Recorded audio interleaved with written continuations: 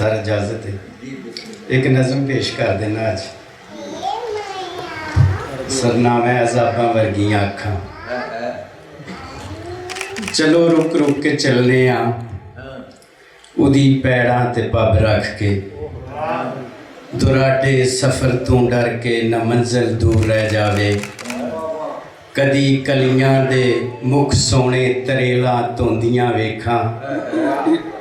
कदी पंवरे दा बुल फुल्ला तू सारा साग लै जावे।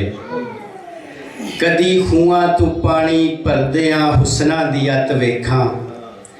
कदी वेखां रसोई विच सड़ी लाश उत्ते दो कपड़े। निमाणे अज तिगाणे मर गए गैरत दे नां उत्ते।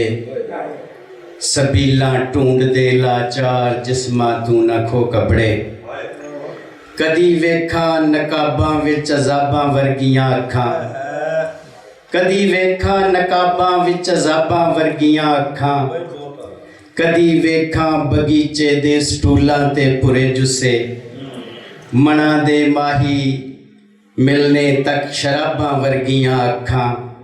समाधी हो भी जावन पर इन्हां दा मान ना टुटे। कदी आवे ख्यालां विच मेरे ओ चंन जिहा मुखड़ा। जिन्हों वेखे बिना शामा सवेरा कूड़सी जापन।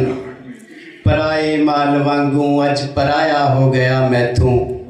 बेरंगा कर दिता उन्हें मेरे रंगा दा सुहापन।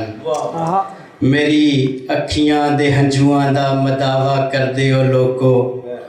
इन्हां दी भीड़ रिस रिस के कलेजे तीक आ गई है।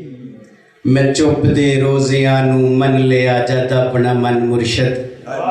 गमा दी खुश्क रोटी भी मेरे लेखा नू पा गई है। बहुत शुक्रिया।